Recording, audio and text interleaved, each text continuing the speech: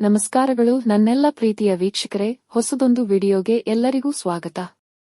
ನಾನು ನಿಮ್ಮ ಸಂಹಿತಾ ಉಪಾಧ್ಯಾಯ.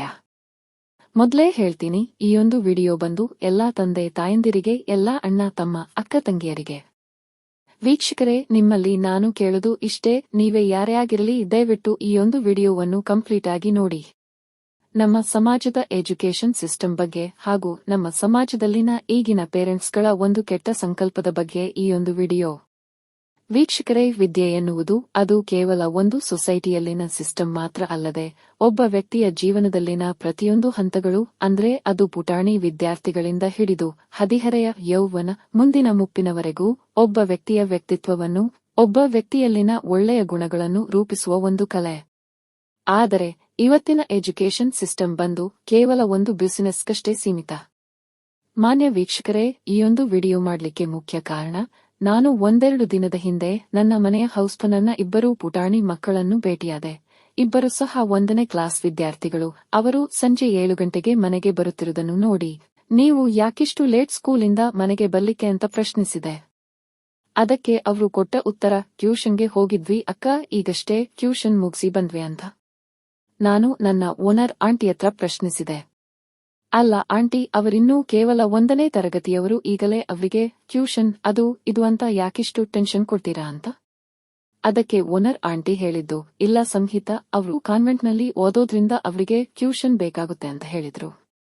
ಜೊತೆಗೆ ಪೇರೆಂಟ್ಸ್ಗಳು ಹೀಗೆ ಮಾಡ್ಲಿಕ್ಕೆ ಕಾರಣಗಳು ಸಹ ಇವೆ. ಯಾಕಂದ್ರೆ ಈಗಿನ 1ನೇ ಕ್ಲಾಸಿನ ಪುಟಾಣಿಗಳಿಗೆನೆ ಪಾಪ environmental studies, basic computer studies, ಅದು ಇದು ಅಂತ ಒಟ್ಟು 7-8 ಸಬ್ಜೆಕ್ಟ್ಗಳು. ಪಾಪ ಆ ಪುಟಾಣಿಗಳ ಸಣ್ಣ ಮೆದುಳಿಗೆ ಎಷ್ಟೊಂದು ಟೆನ್ಷನ್, ಅದು ಸಹ ಇಷ್ಟು ಸಣ್ಣ ತರಗತಿಗಳಲ್ಲಿ. ವೀಕ್ಷಕರೇ, ನೀವು ಕೂಡ ಒಬ್ಬ ಪೇರೆಂಟ್ಸ್ ಆಗಿರಬಹುದು. ನಾನ್ ಕೇಳುದು ಇಷ್ಟೇ, ಇದೆಲ್ಲ ಯಾಕೆ? ಇದಕ್ಕೆಲ್ಲ ಕಾರಣವಾದ್ರೂ ಏನು?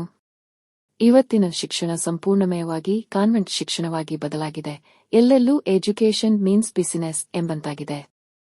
ವೀಕ್ಷಕರೇ, ಇದಕ್ಕೆಲ್ಲ ಕಾರಣವೆಂದ್ರೆ ನೀವು ಪೋಷಕರು. ಎಲ್ಲಾ ಪೋಷಕರಿಗೂ ಇರುವ ಒಂದೇ ಚಿಂತೆ, ಒಂದೇ ಗುರಿ, ನನ್ನ ಮಗ ಅಥವಾ ನನ್ನ ಮಗಳನ್ನು ಕಾನ್ವೆಂಟ್ನಲ್ಲಿ ಇಂಗ್ಲಿಷ್ ಮೀಡಿಯಂನಲ್ಲೇ ಓದಿಸಬೇಕು.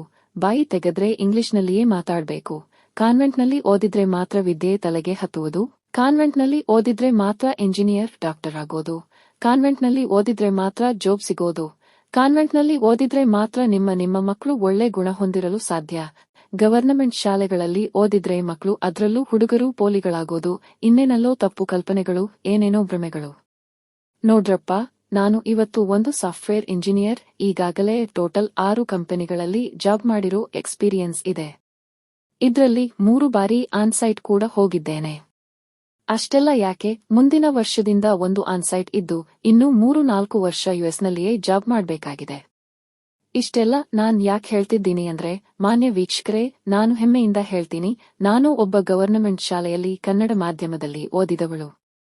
10ನೆಯ ತರಗತಿಯ ನಂತರ ಕನ್ನಡ ಪರಿಷತ್ತು ಕಡೆಯಿಂದ ಮೈಸೂರು ಕಲಾಕ್ಷೇತ್ರದಿಂದ ಜಿಲ್ಲೆಗೆ ಪ್ರಥಮ ಸ್ಥಾನವನ್ನು ಪಡೆದದ್ದರಿಂದ ಅಂದು 10,000 ರೂಪಾಯಿಗಳು ಮತ್ತು ಪ್ರಶಸ್ತಿ ಫಲಕ ಸಿಕ್ಕಿತ್ತು. ಕಾನ್ವೆಂಟ್ ಇಂಗ್ಲಿಷ್ ಮೀಡಿಯಂನಲ್ಲೇ ನಿಮ್ಮ ಮಕ್ಕಳಿಗೆ ಶಿಕ್ಷಣ ಕೊಡಿಸಬೇಕು ಅಂತ ಹೇಳುವ ತಂದೆ ತಾಯಂದಿರೇ ಕೇಳಿ, ಇವತ್ತು ನಾನು ಒಂದು ಒತ್ತಕ್ಷರ ತಪ್ಪಿಲ್ಲದೆ ಕನ್ನಡದಲ್ಲಿ ಬರೆಯುವ ಜೊತೆಗೆ ಅಪ್ಪಟ ಕನ್ನಡದಲ್ಲಿ ಮಾತನಾಡುವೆ. ಜೊತೆಗೆ ಇಂಗ್ಲಿಷ್ ಭಾಷೆಯನ್ನು ಒಟ್ಟು 14 ಬಗೆಯ ದೇಶದ ಸ್ಲ್ಯಾಂಗ್ಗಳಲ್ಲಿ ಮಾತನಾಡಬಲ್ಲೆ. ಹೊರಗಿನಿಂದ ಯಾವುದೇ ಒಬ್ಬ ಆಂಗ್ಲ ಬಂದ್ರೂ ಸಹ ಅವನಿಗೆ ಅವನ ಇಂಗ್ಲಿಷ್ ರೀತಿಯಲ್ಲೇ ಉತ್ತರ ಕೊಡುವೆ. ಇದಕ್ಕೆ ಒಬ್ಬ ಕನ್ನಡತಿಯಾಗಿ ನಾನು ಹೆಮ್ಮೆಪಡುವೆ. ಸರ್ಕಾರಿ ಶಾಲೆಗಳಲ್ಲಿ ಸ್ವಲ್ಪ ಚೆನ್ನಾಗಿ ಓದುವ ಒಂದೊಂದು ವಿದ್ಯಾರ್ಥಿಗಳಿಗೆ ಗೊತ್ತಿರುತ್ತೆ ಅಲ್ಲಿನ ಶಿಕ್ಷಕರುಗಳು ಎಷ್ಟೊಂದು ಪ್ರೋತ್ಸಾಹ ನೀಡುತ್ತಾರೆ ಎನ್ನುವುದು. ಮಾನ್ಯ ವೀಕ್ಷಕರೇ, ನಾನು ನನ್ನ ಪ್ರೈಮರಿ ಮತ್ತು ಹೈಸ್ಕೂಲ್ ಮತ್ತು ಪಿಯುಸಿ ಈ ಎಲ್ಲಾ ತರಗತಿಗಳ ಒಟ್ಟು ಶುಲ್ಕ ಅಂದ್ರೆ ಫೀಸ್ ಟೋಟಲ್ ಅಮೌಂಟ್ ಏನು ಕಟ್ಟಿದ್ದೇನೋ ಅದರ 5ರಿಂದ 10 ಪಟ್ಟು ಹಣ ಇವತ್ತು ಒಂದು ದೊಡ್ಡ ಕಾನ್ವೆಂಟ್ಗಲ್ಲಿನ LKG ಮತ್ತು UKGಗೆ ಕಟ್ಟಬೇಕು. ಇದೆಲ್ಲ ಒಂದು ಸ್ಕೂಲ್ ಮತ್ತು ಕಾಲೇಜುಗಳ ಫೀಸ್ ಬಗ್ಗೆ ಇರ್ಲಿ. ಏನೋ ಕಾಲ ತುಂಬಾ ಮುಂದುವರೆದಿದೆ. ಎಲ್ಲಾ ಪೋಷಕರುಗಳು ನಮ್ ಕೈಲಿ ಬೇಕಾದಷ್ಟು ದುಡ್ಡಿದೆ, ಸ್ಕೂಲ್ ಫೀಸ್ ಕಾಲೇಜು ಫೀಸ್ ಏನು ತೊಂದರೆಯಿಲ್ಲ ಅನ್ನುವವರ ಬಗ್ಗೆ ನಾನು ಏನು ಹೇಳೋಲ್ಲ. ಬಟ್ ಸರ್ಕಾರಿ ಶಾಲೆಗಳ ಬಗ್ಗೆ, ಸರ್ಕಾರಿ ಶಾಲೆಗಳಲ್ಲಿ ಓದುವ ಪ್ರತಿಯೊಬ್ಬ ವಿದ್ಯಾರ್ಥಿಗಳ ಬಗ್ಗೆ, ಅವರ ಪೋಷಕರ ಬಗ್ಗೆ ಕೀಳಾಗಿ ಮಾತಾಡೋದು ಒಳ್ಳೆಯದಲ್ಲ. ಇನ್ನು ಎಜುಕೇಷನ್ ಬಗ್ಗೆ, ಮಗ ಅಥವಾ ಮಗಳು ಮ್ಯಾಥಮೆಟಿಕ್ಸ್ನಲ್ಲಿ ಸೈನ್ಸಲ್ಲಿ ತುಂಬಾ ವೀಕ್, ಮಾರ್ಕ್ಸ್ ತಲೆಗೆ ಹತ್ತುದಿಲ್ಲ ಅಂತ ಹೇಳ್ತಾರೆ. ಇದಕ್ಕೆ ತಂದೆ ತಾಯಂದಿರು ಏನ್ ಮಾಡ್ತಾರೆ? ಟ್ಯೂಷನ್ ಕಳಿಸ್ತಾರೆ. ಓಕೆ, ಅದ್ರಲ್ಲೇನೂ ತಪ್ಪಿಲ್ಲ. ಆದ್ರೆ 10ನೇ ತರಗತಿ ನಂತರ ಪಿಯುಸಿಗೆ ಮಗ ಅಥವಾ ಮಗಳು ನಂಗ್ ಸೈನ್ಸ್ ಬೇಡ, ಕಷ್ಟ ಆಗುತ್ತೆ, ಮ್ಯಾಥ್ಸ್ ಸೈನ್ಸ್ ತಲೆಗೆ ಹತ್ತಲ್ಲ ಅಂತ ಹೇಳಿದ್ರು ಸಹ ತಂದೆ ತಾಯಿ ಫೋರ್ಸ್ ಮಾಡೋದು, ಇಲ್ಲಪ್ಪ ನನ್ನ ಫ್ರೆಂಡ್ಸ್ ಮಕ್ಕಳೆಲ್ಲ ಇಂಜಿನಿಯರ್ಗಳು, ನೀನು ಕೂಡ ಇಂಜಿನಿಯರ್ ಆಗ್ಬೇಕು, ಅದೇ ನನ್ನ ಆಸೆ, ಅದ್ಕೆ ಸೈನ್ಸ್ ತಗೋ. ಆಯ್ತು, ಪೋಷಕರ ಆಜ್ಞೆಯಂತೆ ಸೈನ್ಸ್ ತಗೊಂಡು ಮ್ಯಾಥ್ಸ್ ಫಿಸಿಕ್ಸ್ ಪೇಪರ್ಗಳಲ್ಲಿ ಫೇಲ್ ಆಗಿ ಆಮೇಲೆ ಅಲ್ಲೂ ಟ್ಯೂಷನ್ ಜೊತೆಗೆ ಸಿಟಿ ನೀಟ್ ಜೆಇ ಇನ್ನೇನೋ ಆ ಕೋಚಿಂಗ್ ಈ ಕೋಚಿಂಗ್. ಕೊನೆಗೆ ರಿಸಲ್ಟ್ಸ್ ಬರುವಾಗ ಟೆನ್ಷನ್, ಕೊನೆಗೆ ರ್ಯಾಂಕ್ ಇಲ್ಲ, ಫ್ರೀ ಸೀಟ್ ಇಲ್ಲ, ಮ್ಯಾನೇಜ್ಮೆಂಟ್ ಸೀಟ್ ಮಾಡಿ ಪೋಷಕರುಗಳು ಲಕ್ಷ ಲಕ್ಷ ಕಟ್ಟಿ ಇಂಜಿನಿಯರಿಂಗ್ ಕಾಲೇಜು ಅಥವಾ ಇನ್ನೇನೋ ಕೋರ್ಸುಗಳಿಗೆ ಹಾಕ್ತಾರೆ. ಇಷ್ಟೆಲ್ಲ ಮಾಡೋ ಮುಂಚೆ ಪ್ರತಿಯೊಂದು ಪೋಷಕರುಗಳು ನಿಮ್ಮ ಮಗನಿಗೆ ಅಥವಾ ಮಗಳಿಗೆ ನಿಮ್ಮ ಅಮೂಲ್ಯವಾದ ಸಮಯದ ಒಂದು ಅರ್ಧ ಗಂಟೆ ಕೊಟ್ಟು ಅವರೊಂದಿಗೆ ಒಬ್ಬ ಗೆಳೆಯನಾಗಿ ಅಥವಾ ಗೆಳತಿಯಾಗಿ ಮಾತಾಡಿ. ಅವರ ಪ್ಯಾಷನ್ ಏನು ಎಂಬುದನ್ನು ತಿಳಿದುಕೊಳ್ಳಿ, ಅದು ಏನೇ ಆಗಿರಬಹುದು. ಬಟ್ ಒಂದಂತೂ ನಿಜ, ಅವರ ಪ್ಯಾಷನ್ ಏನಿದೆ ಅದಕ್ಕೆ ನೀವು ಸಪೋರ್ಟ್ ಮಾಡಿದರೆ ಖಂಡಿತ ಅವರು ಅದರಲ್ಲಿ ಯಶಸ್ವಿಯಾಗುವರು.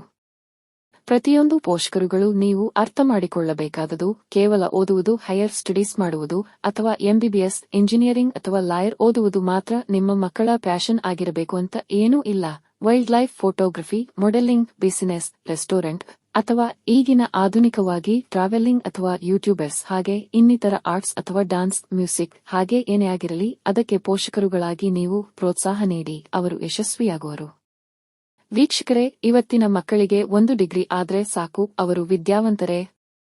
ಮಾನ್ಯ ವೀಕ್ಷಕರೇ, ಇದು ಆಧುನಿಕ ಪ್ರಪಂಚ. ಇಲ್ಲಿ ಕೇವಲ 20ರ ಹರೆಯದ ಟೀನೇಜ್ಗಳು ಕೂಡ ತಿಂಗಳಿಗೆ ಕೋಟಿ ಸಂಪಾದಿಸುತ್ತಿದ್ದಾರೆ.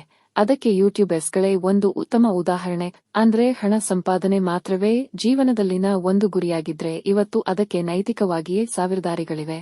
ಆದರೆ ನಿಮ್ಮಲ್ಲಿ ಅಥವಾ ನಿಮ್ಮ ಮಕ್ಕಳಲ್ಲಿ ಒಬ್ಬ ಉತ್ತಮ ಕ್ರಿಕೆಟರ್ ಇರಬಹುದು, ಒಬ್ಬ ಉತ್ತಮ ಆಕ್ಟ್ರೆಸ್ ಇರಬಹುದು, ಒಬ್ಬ ಉತ್ತಮ ಬಿಸಿನೆಸ್ ಮ್ಯಾನ್ ಇರಬಹುದು, ಒಬ್ಬ ಉತ್ತಮ ಯೂಟ್ಯೂಬರ್ ಇರಬಹುದು. ಆದರೆ ಇದನ್ನೆಲ್ಲ ಸಾಕ್ಷಾತ್ಕಾರವಾಗಿಸಲು ನಿಮ್ಮ ಪ್ಯಾಷನ್ ಅಥವಾ ಗುರಿಯೆಡೆಗಿನ ನಿಮ್ಮ ದೃಢನಿಶ್ಚಯವಾದ ಛಲದೊಂದಿಗಿನ ಪಯಣ ತುಂಬಾ ಮುಖ್ಯವಾದದ್ದು. ಮಾನ್ಯ ವೀಕ್ಷಕರೇ, ಈ ವಿಡಿಯೋ ನೋಡಿ ನಿಮ್ಮಲ್ಲಿ ಬದಲಾವಣೆಯಾಗಬಹುದು, ಅಥವಾ ನೀವು ನಿಮ್ಮ ಮಕ್ಕಳನ್ನು ಅವರ ಗುರಿಯೆಡೆಗೆ ಪ್ರೋತ್ಸಾಹಿಸಬಹುದು, ಅಥವಾ ನಿಮ್ಮಲ್ಲಿ ನೀವು ಬದಲಾಗಬಹುದು ಎಂಬ ಯಾವುದೇ ನಂಬಿಕೆಯಿಂದ ಈ ವಿಡಿಯೋವನ್ನು ನಾನು ಮಾಡುತ್ತಿಲ್ಲ.